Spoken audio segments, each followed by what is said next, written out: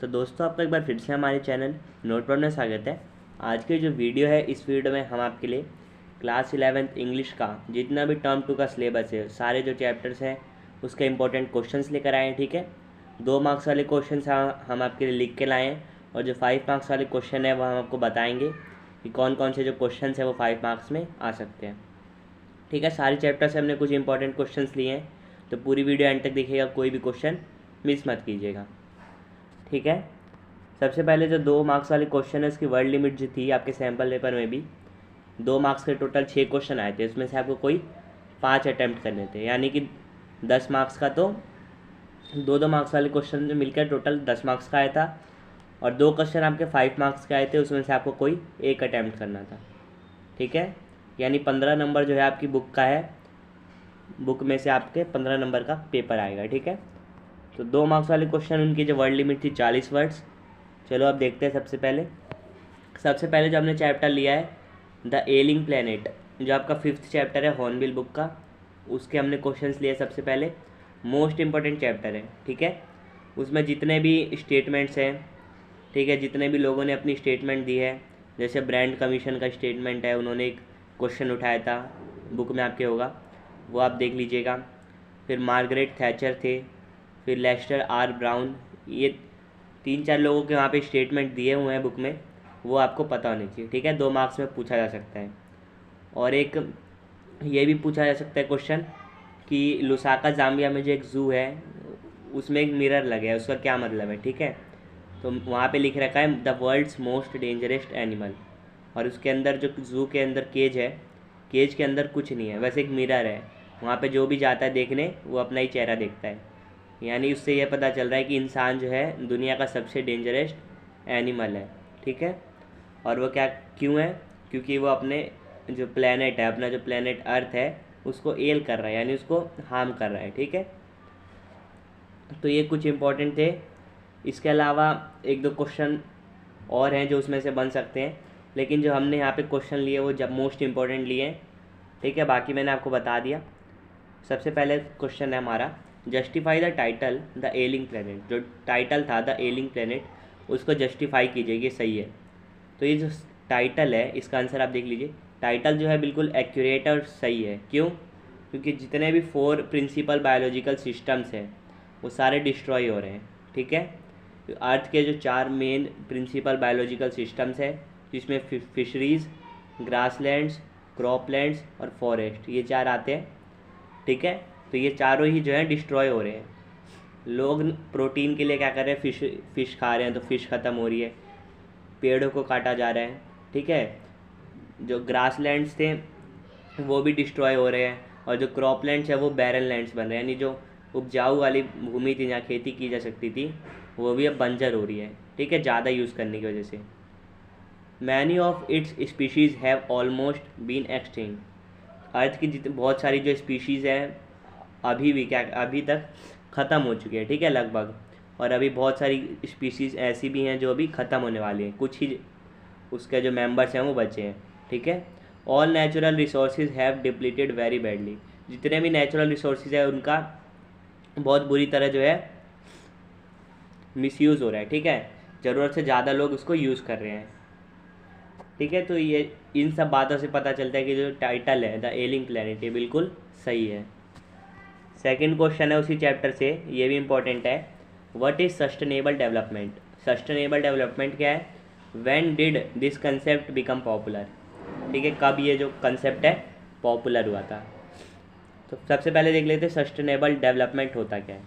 Development that meets the needs of the present but doesn't affect the ability of future generations to meet their needs.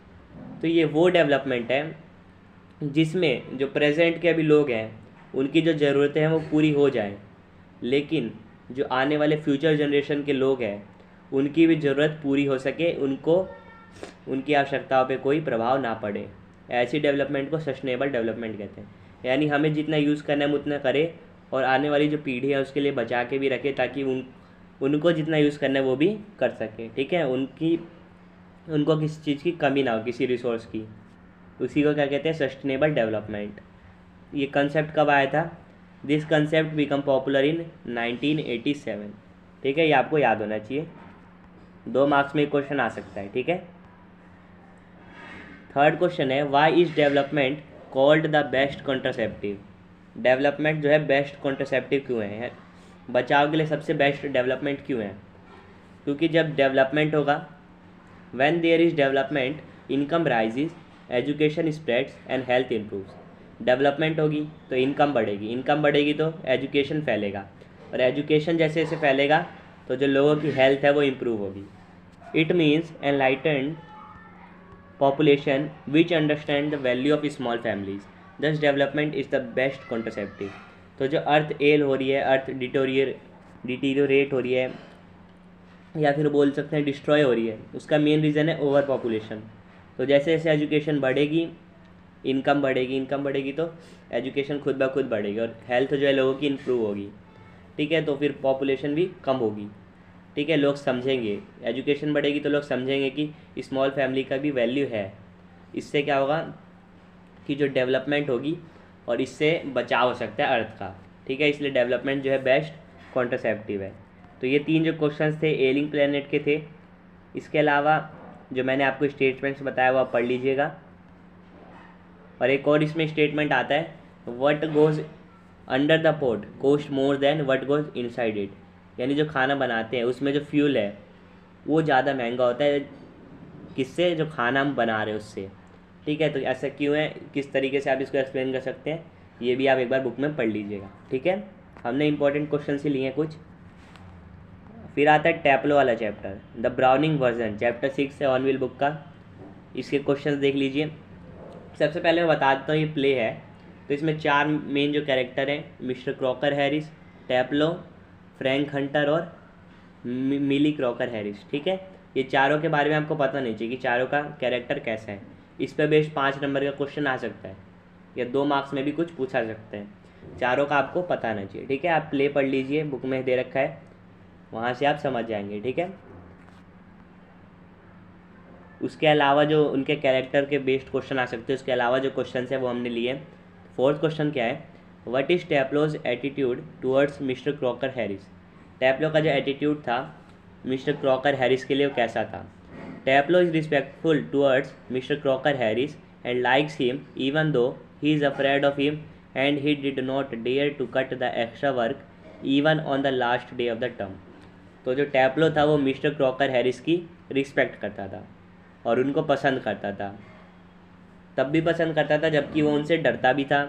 और ठीक है, और उनके काम को काटने की उसकी हिम्मत नहीं थी। ठीक है, एक्स्ट्रा वर्क को कट नहीं कर सकता था वो। ठीक है, और लास्ट दिन टर्म का बेशक लास्ट दिन ही क्यों ना हो, वो उनके दिए गए काम को वो मना नहीं कर सकता था। ठीक है, तो इससे हमें पता चलता है कि टैप्लो जो था वो क्रॉकर हैरिस से थोड़ा डरता भी था, उन्हें पसंद भी करता था और उनकी रिस्पेक्ट भी करता था।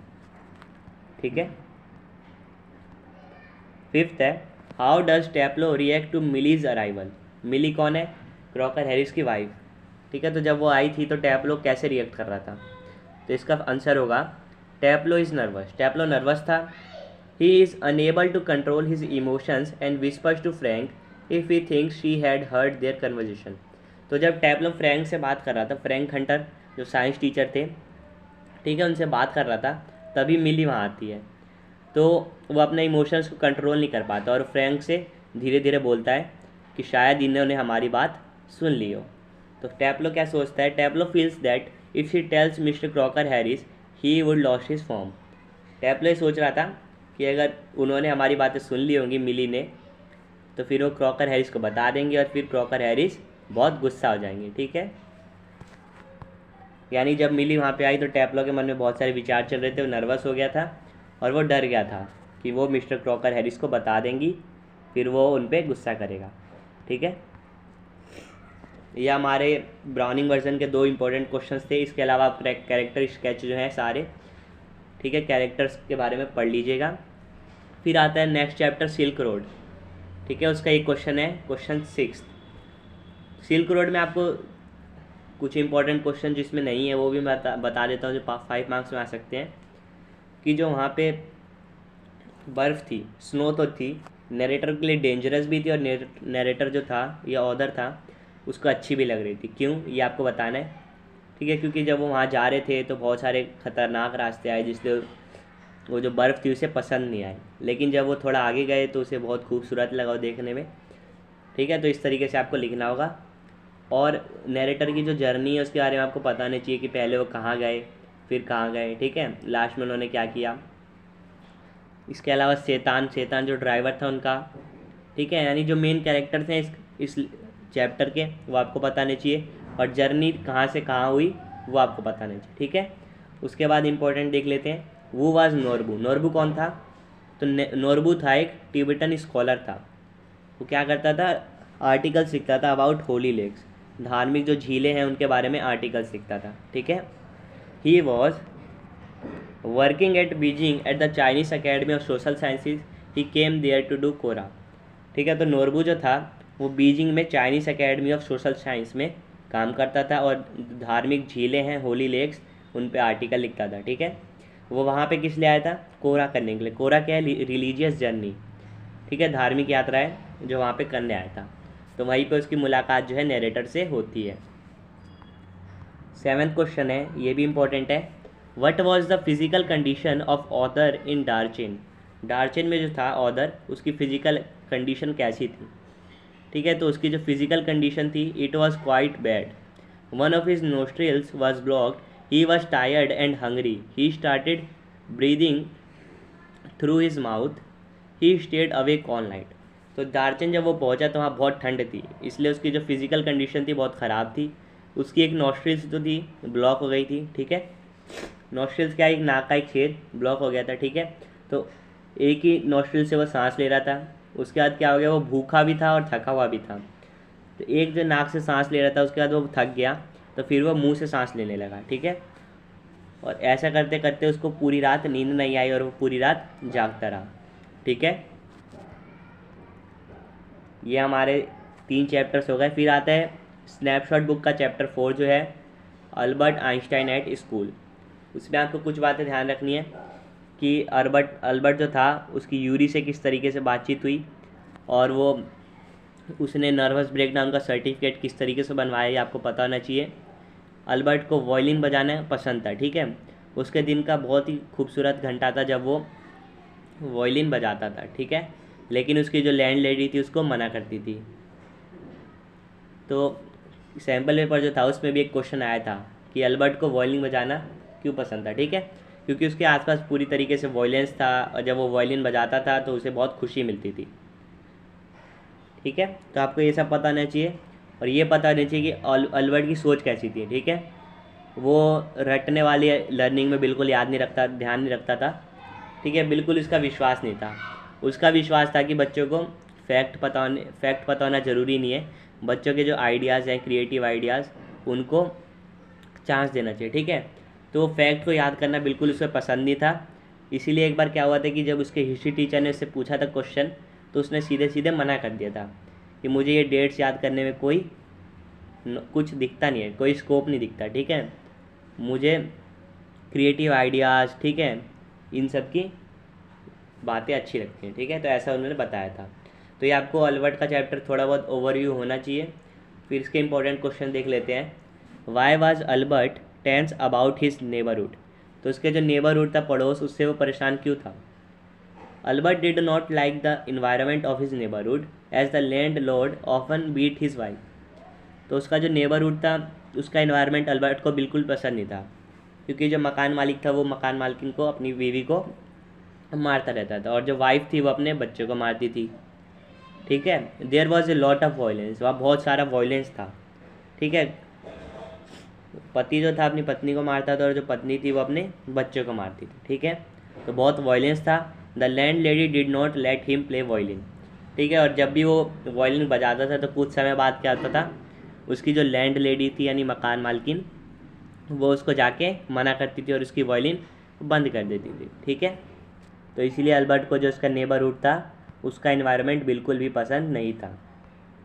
फिर 2 टीचर्स के नाम इस चैप्टर में आए हैं, मिस्टर ब्राउन जो हिस्ट्री टीचर थे, और मिस्टर कोच, यहाँ मिस्टर आएगा। ठीक है, मिस्टर कोच जो मैथ के टीचर थे। तो what was the opinion of mister coach about Albert? ठीक है, मिस्टर कोच का अल्बर्ट के लिए क्या ओपिनियन था, उन्हें अल्बर्ट कैसा लगता था? Mr. Koch appreciated Albert for his intelligence. He was impressed by his knowledge of maths. He felt that Albert knew more than him in maths. He gave him a glowing certificate in maths. ठीक है, तो mister कॉच जो थे math के teacher, उन्हें जो Albert की intelligence थी मैथ में बहुत अच्छी लगती थी, वो अप्रिशिएट करते थे, ठीक है, उसकी तारीफ़ करते थे और उसकी जितने भी मैथ की नॉलेज है उससे बहुत इम्प्रेस थे और उन्हें ऐसा लगता था कि अल्बर्ट उनसे ज़्यादा जानता है मैथ में। इसीलिए जब वो स्कूल छोड़ के जा रहा था तो उन्होंने उसको बहुत अच्छा ग्लोइंग सर्टिफिकेट दिया था मैथ्स के लिए, ठीक है, और उसे सलाह भी दी थी कि तुम किसी अच्छे कॉलेज में पढ़ो, ठीक है, ये स्कूल तुम्हारे लिए नहीं बना है, तुम्हें इस स्कूल से अच्छे स्कूल की ज़रूरत है, ठीक है। तो ये हमारा चैप्टर जो था अल्बर्ट आइंस्टाइन उसका था। फिर आता है नेक्स्ट चैप्टर मदर्स डे, ठीक है, ये भी स्नैपशॉट बुक का चैप्टर है। इसके कुछ इंपॉर्टेंट क्वेश्चंस आप देख लीजिए। उससे पहले ये जो चैप्टर है इसका आपको पूरा पता होना चाहिए। ये प्ले है एक, ठीक है, एक नाटक होता है जो, और इसमें जो मेन कैरेक्टर्स हैं सबके बारे में आपको पता होना चाहिए। उसमें भी 2-3 मेन कैरेक्टर हैं, मिसिस पियर्सन, मिसिस फिट्जराल्ड और मिसिस पियर्सन के हस्बैंड, ठीक है, इन तीनों के बारे में आपको मेन पता होना चाहिए। क्वेश्चन देखते हैं। How was Mrs Pearson different from Mrs Fitzgerald? Mrs Pearson जो है फिट्जराल्ड से क्यों डिफरेंट थी? जो मिसिस पियर्सन थी वो प्लीजेंट थी but worried looking women in her 40s, ठीक है, 40 साल की उम्र थी लगभग उनकी, ठीक है, वो बहुत प्लीजेंट थी यानी प्यार से बात करती थी लेकिन चिंता में रहती थी हमेशा, ठीक है। जबकि जो मिसिस फिट्जराल्ड है वो ओल्डर थी, ठीक है, थोड़ी बूढ़ी थी, भारी थी, ठीक है, स्ट्रॉन्ग थी और सिनिस्टर पर्सनैलिटी मतलब डरावना, ठीक है, उनका जो व्यक्तित्व था वो डरावना था और बहुत स्ट्रॉन्ग थी और हैवी थी, ठीक है। तो दोनों में देख सकते हैं बिल्कुल अपोजिट है। एक बिल्कुल प्यार से बात करती थी और एक जो दूसरी थी मिसिस फिट्जराल्ड वो बिल्कुल डरावना व्यक्तित्व था उसका। नेक्स्ट क्वेश्चन क्या है? How does Mrs Fitzgerald plan to deal with the family of Mrs Pearson? तो मिसिस फिट्जराल्ड जो है मिसिस पियर्सन की फैमिली के साथ किस तरीके से उन्होंने डील किया? तो ये जो कहानी है इसमें क्या होता है कि मिसिस पियर्सन एक हाउसवाइफ होती है, ठीक है, वो अपने परिवार के सारी जितनी भी बातें हैं सब मानती हैं, ठीक है, सारे उनके काम करती है, लेकिन जो उनका परिवार है उनकी किसी काम की कोई तारीफ़ नहीं करता, ठीक है, उनकी बिल्कुल परवाह नहीं करता। सब अपने अपने काम पे निकल जाते हैं, आते हैं घर पे, फिर खाना खाते हैं, जो भी काम करते हैं उसके बाद चले जाते हैं, ठीक है, कोई उनसे कुछ पूछता भी नहीं है, ना उनकी किसी भी इच्छा को वो पूरी करते हैं, ठीक है, यानी कि वो बस अपना काम करती रहती है और वो अपना बस काम लेते हैं। बच्चे उनके जो है उसके जो हस्बैंड है और बच्चे वो बस उससे काम लेते हैं, उसकी कोई तारीफ़ नहीं करते, ठीक है। तो इस चैप्टर में ऐसा था। तो एक बार क्या होता है कि मिसेस फिट्जराल्ड होती है इसकी पड़ोसी, वो उसके घर आती है और कहती है कि मैं तुम्हारे घर के बारे में सब जानती हूँ कि तुम इतनी मेहनत करती हो फिर भी तुम्हें कुछ तुम्हारी इच्छा का बिल्कुल भी सम्मान नहीं होता। तो क्या कहती है उसके बाद वो कौन सा प्लान बनाती है वो देखते हैं। तो ये क्वेश्चन में पूछा गया है कि किस प्लान से वो है डील करती है मिसिस पियर्सन की फैमिली से। तो Mrs Fitzgerald change their spirits through magic spell. Now Mrs Fitzgerald looks like Mrs Pearson while Mrs. Pearson looked like Mrs. Fitzgerald.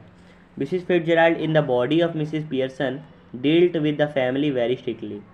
तो एक प्लान लेकर आती है मिसिस फिट्जराल्ड मिसिस पियर्सन के पास। वो क्या करते हैं जादुई मंत्र पढ़ के क्या अपनी आत्माओं जो है बदल लेते हैं, ठीक है, यानी जो मिसिस फिट्जराल्ड है उसकी आत्मा चली जाती है मिसिस पियर्सन के शरीर में और जो मिसिस पियर्सन है उसकी आत्मा चली जाती है मिसिस फिट्जराल्ड के शरीर में, ठीक है। और जो मिसिस पियर्सन के शरीर में जो मिसिस फिट्जराल्ड की बॉडी गई थी फिर वो क्या करती है उसी के साथ क्या करती है फैमिली के साथ बहुत स्ट्रिक्टली बिहेव करती है, ठीक है। तो जो मिसिस फिट्जराल्ड है वो मिसिस पियर्सन के शरीर में एंटर करके फैमिली के साथ बहुत सख्ती से पेश आती है, ठीक है, उनकी किसी मांग को पूरा नहीं करती, ठीक है, और अपनी मांगे सबको बताती है। तो सारे जो घर वाले हैं वो डर जाते हैं, लेकिन फिर बाद में क्या होता है वो एक दूसरे के बातचीत करके मिसिस फिट्जराल्ड और मिसिस पियर्सन बातचीत करके मामला सुलझा देते हैं, ठीक है। फिर परिवार वाले भी समझ जाते हैं कि हमें भी मिसिस पियर्सन की बातों का सम्मान करना चाहिए, ठीक है, और उनके काम की इज्जत करनी चाहिए, ठीक है, इस तरीके से है। यानी दोनों अपनी बॉडी जो है उसमें से स्पिरिट्स को चेंज कर लेती है, यानी आत्माओं को चेंज कर लेती है। बॉडी सेम है, बस आत्मा एक्सचेंज हो गई है, जिसका यूज़ करके क्या करती है मिसिस फिट्जराल्ड पूरी फैमिली के सामने अपनी डिमांड्स रखती है और उनकी जो भी बातें हैं उनको मानने से मना कर देती है। तो फिर फैमिली को एक सबक मिलता है कि हमें भी मिसिस पियर्सन की जो बातें हैं उनका सम्मान करना चाहिए और उनके काम की जो भी है सराहना करनी चाहिए। ठीक है, तो ये चैप्टर था। फिर आता है नेक्स्ट चैप्टर जो है बर्थ। ये भी स्नैपशॉट बुक का चैप्टर है। तो इसमें भी कुछ कैरेक्टर्स हैं जो आपको बताने चाहिए, जैसे जो मॉर्गन, उसकी वाइफ सुसान मॉर्गन, फिर डॉक्टर एंड्रू मैनसन, फिर उसकी बिलव्ड क्रिस्टीन, ठीक है, जिससे वो प्यार करता था।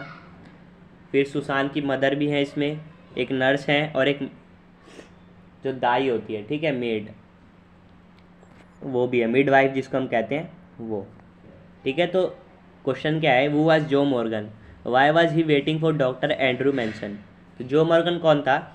Joe Morgan was a driller in Blaenelly, a mining town. He and his wife Susan were married for nearly 20 years।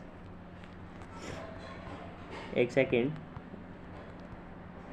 And now they were expecting their first child. He was waiting for Dr. Andrew Manson to help Susan in the delivery of the child. तो Joe Morgan जो है एक driller होता है, ठीक है, जो, और वो कहाँ रहता था? ब्लेनली शहर में, जो एक माइनिंग टाउन था, ठीक है, वहाँ पे बहुत सारी खदानें थी, तो वहाँ पे खदाने को खोदने का काम करता था, ड्रिलर था, ठीक है। वो और उसकी वाइफ सुशान जो है लगभग 20 साल से उनकी शादी हो चुकी थी। अब क्या था, वो अपने पहले बच्चे का इंतज़ार कर रहे थे, ठीक है। तो इसीलिए जो उनकी डिलीवरी के लिए, बच्चे की डिलीवरी के लिए क्या हुआ, उन्होंने डॉक्टर एंड्रू मैनसन को बुलाया, ठीक है। उसके बाद क्या होता है कि वो डॉक्टर एंड्रू मैनसन को बुलाते हैं, ठीक है, फिर वो वहाँ पे बहुत देर वेट करता है, उसके बाद वो प्रोसेस करता है, लेकिन जब बच्चा होता है वो स्टिल बर्थ होती है, यानी अजन्मा बच्चा, बच्चा जो जन्म जाता है लेकिन उसकी ना सांसें चलती है ना दिल की धड़कन, यानी मरा हुआ पैदा होता है, ठीक है। तो फिर सारे हार मान लेते हैं कि ये क्या हो गया, क्या हो गया, लेकिन एंड्रू जो है फिर भी कोशिश करते रहता है, फिर वो मदर और जो बच्चा है दोनों की जान लास्ट में बचा लेता है, ठीक है। तो अब नेक्स्ट क्वेश्चन क्या है, ये इंपॉर्टेंट है, ये आपको पता होना चाहिए। How did Andrew revive the steel born child. Steel born child जो था उसको कैसे एंड्रू ने बचाया।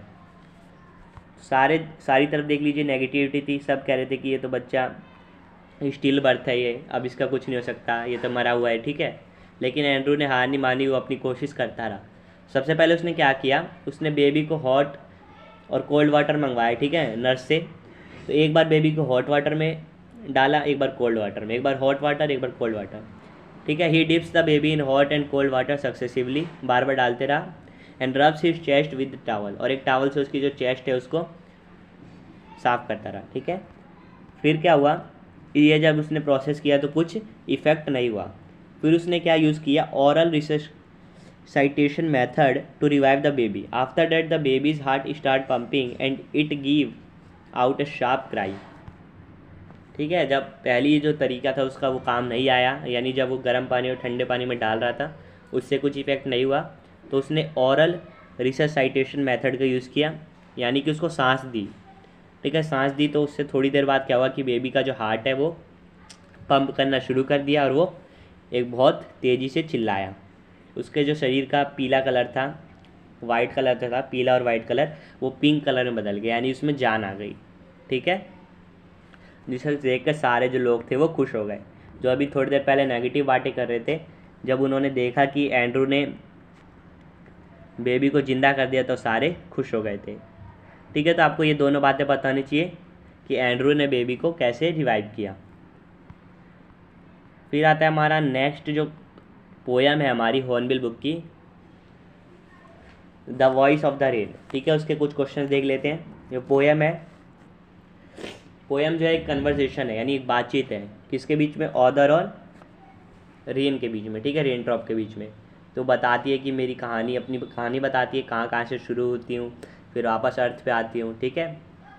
और ये जो पूरी पोयम है ये पर्सोनिफिकेशन है, क्योंकि रेन जो है निर्जीव है, वो बोल नहीं सकती, लेकिन पूरी कहानी में क्या है, बातें हो रही है रेन और राइटर के बीच में, ठीक है, राइटर नहीं पोइट के बीच में, ठीक है। तो ये पर्सोनिफिकेशन है, यानी कि कोई निर्जीव वस्तु है उसको हम इंसानों की जो गुण है वो दिखा रहे हैं, ठीक है, उनमें। तो what does the phrase strange to tell mean, तो इस तरीके क्वेश्चन भी आ सकता है, उसके लिए आपको पोएम पढ़नी होगी। तो पोएम में एक बात आई थी स्ट्रेंज टू टेल, इसका क्या मतलब है? The phrase refers to strange phenomena. तो ये जो फ्रेज है एक स्ट्रेंज फिनोमिना है उसको बता रहा है। The rain gives an answer to the poet's query, it is surprising to see an inanimate thing speak. तो जो रेन होती है वो जो पोइट्स है उसकी जो क्वेरी है, उसका जो क्वेश्चन है, उसका आंसर दे रही होती है। तो ये बहुत ही सरप्राइजिंग चीज़ है कि कोई एक निर्जीव जो वस्तु है वो बोल कैसे रही है। ठीक है, तो यहाँ पे इसीलिए ये जो फ्रेज़ है स्ट्रेंज टू टेल, इसका मतलब इसका यूज़ वहाँ पे हुआ है। ठीक है, how does the rain justify its claim I am the poem of the earth? इसका आंसर क्या है? The rain narrates the journey of its life from birth to return to its origin in mythical terms. The facts are scientific but the phrase that convey them are metaphoric in nature. तो rain ने जो claim किया था कि मैं अर्थ की poem हूँ, उसने उसे किस तरीके से जस्टिफाई किया? तो उसने जो अपनी पूरी जर्नी है अपनी लाइफ की वो बताई, from birth to return to origin in mythical terms. यानी कि रेन की जो पूरी जर्नी है, कहाँ से वो निकलती है, फिर वापस बादलों में जाती है, फिर बारिश बन के आती है, फिर वापस अर्थ पे आती है। यानी जो वाटर साइकिल है उसने बताई अच्छे से अपनी। ठीक है, कि वापस वो ओरिजिन पे अपने आती है अर्थ पे मिथिकल टर्म्स में। ठीक है, यानी कि एक पोएम के टर्म्स में। द फैक्ट्स आर साइंटिफिक, जो फैक्ट है वो साइंटिफिक है, साइंटिफिकली बात है कि वाटर साइकिल होती है, और वही जो है इस पोएम में बताया गया है, बस थोड़ी अलग तरीके से। ठीक है, और ये जो फ्रेजेस हैं इन सबको बता रहे हैं वो मेटाफोरिक है। ठीक है, यानी कि रेन बोल रहा है ऐसा थोड़ी ना होता है, रेन एक निर्जीव चीज़ है, वो बता रही है ऐसा नहीं हो सकता। लेकिन ये जितने भी फ्रेज ये बता रहे हैं, जितने भी जो पोएम में लाइन से ये बता रही हैं, वो मेटाफोरिक नेचर की हैं। ठीक है, ये दो इंपॉर्टेंट क्वेश्चन थे जो इस पोएम से आ सकते हैं, और इसके अलावा आप पोएम पढ़ लीजिएगा, उस पर बेस्ड क्वेश्चन और आ सकते हैं। ठीक है, फिर क्वेश्चन 17 जो है चाइल्डहुड पोएम का है। तो आपका जो सिलेबस है टर्म 2, उसमें हॉर्नबिल बुक से 3 चैप्टर आ रहे हैं, 2 पोएम आ रही है, और स्नैपशॉट बुक से 3 चैप्टर आ रहे हैं, यानी टोटल 8 आप बोल सकते हैं लेसन्स आ रहे हैं। उन सभी के हमने आपको क्वेश्चन दिखा दिए। अब लास्ट जो हमारा बचता है वो चाइल्डहुड पोएम, वो देख लीजिए। What according to the poem is involve in the process of growing up? Poem के अकॉर्डिंग बड़े होने की जो प्रोसेस है उसमें क्या क्या इन्वॉल्व है, यह हमें बताना है। ठीक है, आंसर देख लीजिए। According to the poem the loss of childhood is involve in the process of growing up, यानी बचपन का खोना क्या है, बड़े होने की प्रोसेस में इन्वॉल्व है। जब हमारा जो बचपन है वो खोएगा तभी हम बड़े होंगे, ऐसा इसमें बताया गया पोएम में। This loss is compensated by some gains, ये जो बचपन का खोना है, बचपन का जो लॉस है चाइल्डहुड का, वो कुछ चीज़ों के मिलने से बराबर हो जा रहे हैं। क्या क्या मिल रहा है हमें बड़े होने से? इंक्रीज इन अंडरस्टैंडिंग, समझने की जो शक्ति है उसमें बढ़ोतरी हो रही है। पावर ऑफ रेशनल थिंकिंग, सोचने की जो शक्ति है उसमें बढ़ोतरी हो रही है। And discrimination as well as a sense of individuality and self confidence, यानी जब बड़े होते हैं, बचपन हमारा जब चला जाता है, जब हम बड़े होते हैं, ग्रो अप होते हैं, तो हमें समझने की शक्ति मिलती है, सोचने की शक्ति मिलती है, हम फ़र्क जान सकते हैं सही और गलत में। ठीक है, और हम अपने बारे में भी थोड़ा सोचते हैं, और हमें सेल्फ कॉन्फिडेंस मिलता है, जो कि एडोलसेंस के साथ आते हैं, यानी किशोरावस्था के साथ, जब बच्चे मतलब चाइल्डहुड से जब ग्रो अप होते हैं। ठीक है, बड़े होते हैं तब। ठीक है, तो ये इस पोएम में बताया गया है। क्वेश्चन 18 है last question, what are the poet's feeling towards childhood? जो पोइट था उसकी चाइल्डहुड के टूवर्ड्स फीलिंग कैसी थी? The poet regards childhood as an important stage in the process of growing up. तो पोइट जो है ये मानता था कि जो चाइल्डहुड है एक बहुत इंपॉर्टेंट स्टेज है बड़े होने की प्रोसेस में। Childhood is a period of make believe, childhood children readily accept whatever the elder say. ठीक है, तो चाइल्डहुड है पोइट के अनुसार क्या था कि बड़े होने की प्रोसेस में एक बहुत इंपॉर्टेंट स्टेज था। ये वो पीरियड था जिसमें बच्चा जो है अपने आप पे बिलीव करना शुरू कर देता है। ठीक है, बच्चे जो हैं अपनी बात मान लेते हैं, बड़ों की जो भी बात होती है सब मान लेते हैं। The poet does not feel any regret और sense of loss on losing his childhood. तो जो पोइट है लेकिन उसको कोई पछतावा नहीं होता, या कोई उसको ऐसा लगता नहीं है कि उसकी कोई चीज़ खोई है। किस चीज़ पे? जब चाइल्डहुड उसका खो जाता है, यानी जब उसका बचपन चला जाता है, तो पोइट को ऐसा लगता है कि उसकी कोई चीज़ नहीं खोई, उसे किसी भी बात का पछतावा नहीं होता। तो यही कुछ इंपॉर्टेंट क्वेश्चंस थे। होप आपने सारे जो क्वेश्चन है वो देख लिए होंगे। और best of luck for exams. आपसे फिर मिलेंगे नेक्स्ट वीडियो में, तब तक के लिए bye bye, see you again and thanks for watching.